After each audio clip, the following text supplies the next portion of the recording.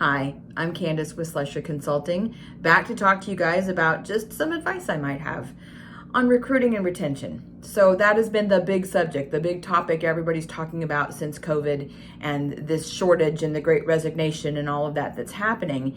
And, a lot of us thought at first, the majority of the shortages are in the service industry, and those industries traditionally don't pay very well. So obviously offering more money is going to be the best way to get more staff. But that's not necessarily been the case, because just throwing money at it isn't always working. So I have a few other thoughts and ideas of my own, some that maybe other people have also had. So no, I don't have all the answers. I'm not going to make your life 100% easier, but I may have some stuff that you're interested in hearing today about recruiting and retention of caregivers in home care.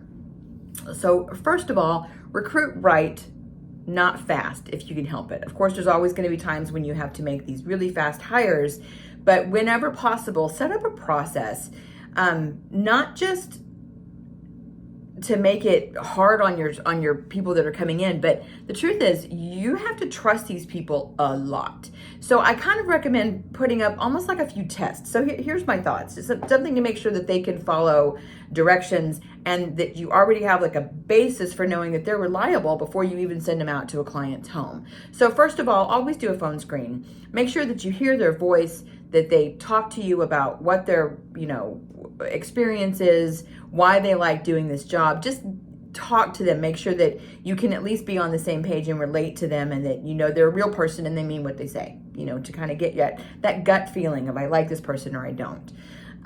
Then you send them the application, whether that's going to be sending it online as a link from your website, hopefully, or just mailing them something or inviting them to come in and fill out an application, however your process is. Phone screen, then application, then do the interview. You can do it right when they finish the application is fine, or you can schedule them to come back depending on how busy you are really, and maybe what their situation is. Then set up the orientation, do the background checks and everything before they come to orientation. And then lastly, once you've hired them on and you've given them an assignment, you're going to do quite a few follow-ups on their first few assignments to make sure that they're understanding their assignment, that they're happy with their clients, that they're getting as much information as they need.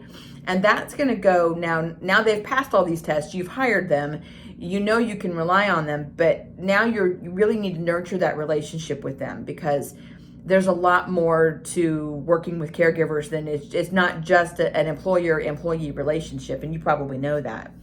I always like to say, make your mission their mission. So during orientation, or maybe even during the interview or the phone screen, tell them your why. Tell them your story about why you started this business, why you're passionate about it, why it's so important that things are done correctly, properly for your clients. Let them know ahead of time, that you have these expectations, but you're not just hiring them, you're getting them on your team. Okay, the idea is to share the responsibility of accomplishing your mission with them. It's their mission too. And that's going to make things a little smoother, so that you just have an understanding, that they have an understanding of who they're working for, and that they have respect and hopefully maybe even some affection for the agency, and gives them some pride in their work. Appeal to their hearts. Now, initially I say appeal to their hearts when you do an ad, a recruiting ad, because look, caregivers don't do this for the money. Offering them more money is great. They want that, they need that, they got to pay their bills. That is going to help them stay loyal to you. But that's really just the first level. The thing is, caregivers love their jobs. They go home fulfilled at the end of the day, and that's why they do it.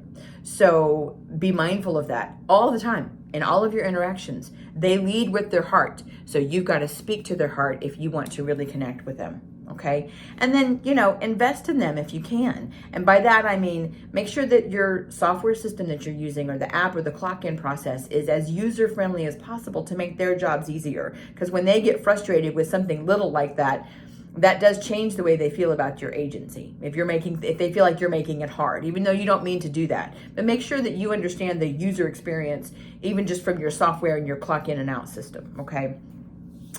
Training and education are empowering, okay? That is one of the things that Home Care Pulse and a lot of these other folks are saying. Invest in training. caregiver education. The thing is, you're able to show them that they can become more marketable as a caregiver, even if they don't work for you forever, which you hope that they do.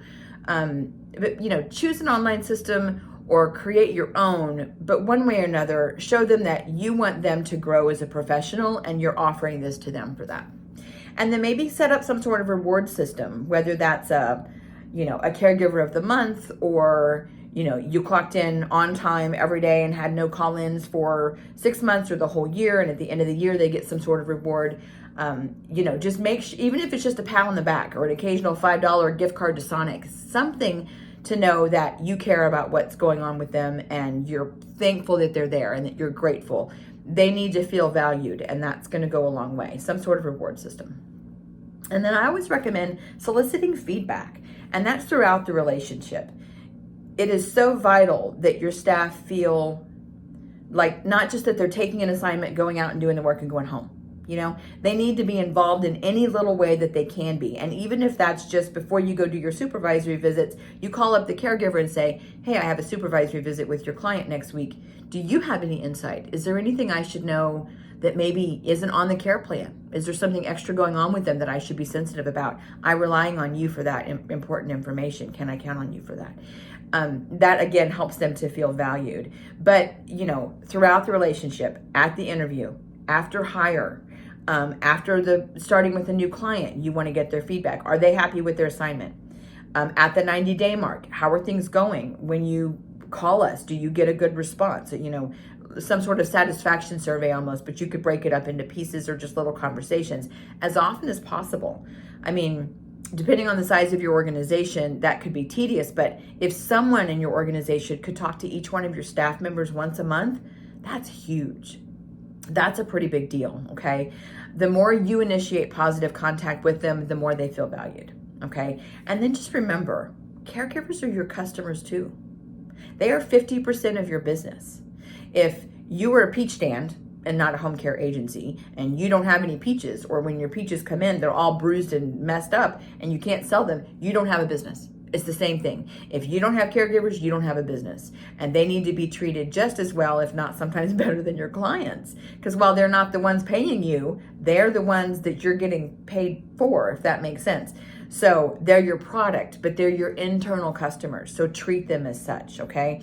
And they're an extension of you. Because when you go out and do marketing and go to talk to people who are going to be sending you referrals, you're talking about your agency as if, this is what my caregivers are going to do, like as if they can read your mind, but they can't. But you're selling an extension of yourself. So make sure that they have all the resources, the education, the understanding, the knowledge, the skills to do everything you said they're going to do. Okay, that's how you're confidently going to be able to make promises out in the community, and your staff will meet them. Okay. Just remember, without your caregivers, you have no business. So it's not just about recruiting.